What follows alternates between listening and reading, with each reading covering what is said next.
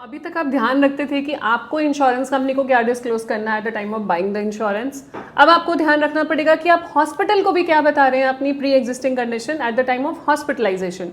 तो ऐसे ही case recently हुआ जहां पे जो पेशेंट है उन्होंने हॉस्पिटल को कुछ और बताया, लेकिन हॉस्पिटल ने आगे इंश्योरेंस कंपनी को कुछ और बताया, जिसकी वजह से क्लेम डिनाई हो गया। सो समझते हैं डिटेल में कि क्या हुआ और क्या आपको ध्यान रखना है कि जिससे कि ऐसा आपके साथ ना हो। वीडियो स्टार्ट करने से पहले अपने आप को इंट्रोड्यूस करना चाहूंगी। मेरा नाम है गुरलीन कौर टेक्कू।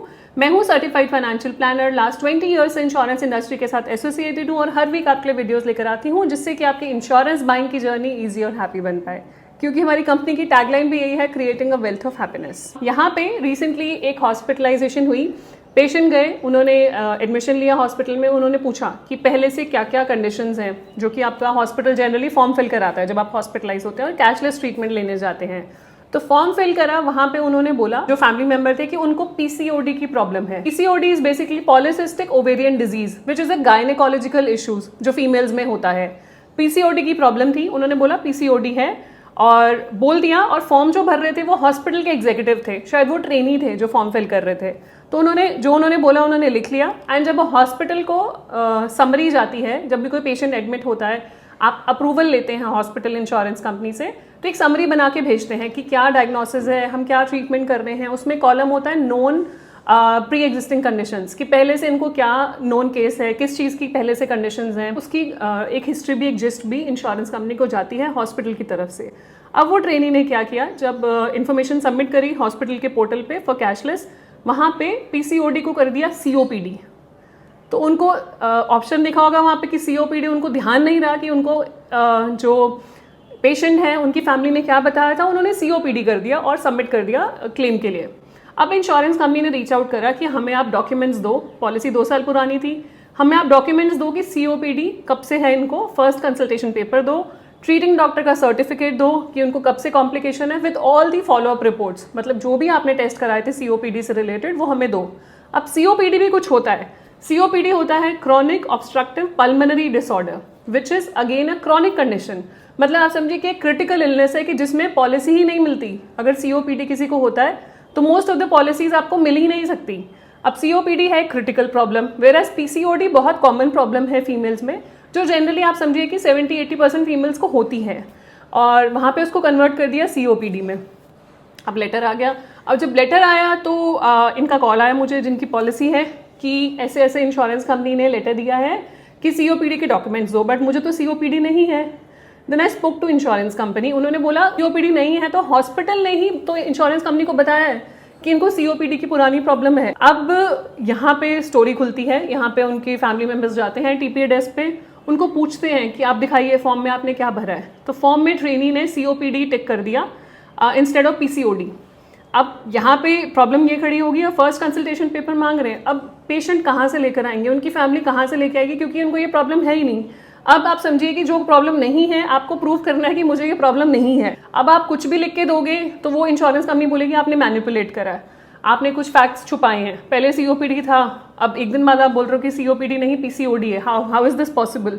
तो ऐसी एरर नहीं होनी चाहिए। सो मेक श्योर अगर आप कभी हॉस्पिटल जाते हैं या आप किसी के अटेंडेंट हैं हॉस्पिटल में, तो आपको ध्यान रखना है कि क्या फॉर्म भर के वो इंश्योरेंस कंपनी को दे रहे हैं, because that can be a deciding factor कि क्लेम मिलेगा या नहीं मिलेगा।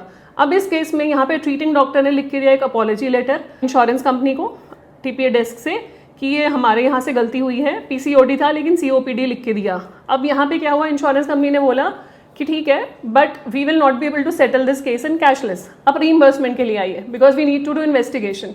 क्योंकि यहाँ पे डाउट रेज हो गया, हो सकता है कोई फैक्ट्स मैनिपुलेट करे हों, हो सकता है कि पॉलिसी होल्डर गलत बोल रहे हैं, हो सकता है डॉक्टर झूठ बोल रहे हैं, जबकि सब कुछ सही था, बिल्कुल क्लियर केस था, कोई प्रॉब्लम नहीं थी।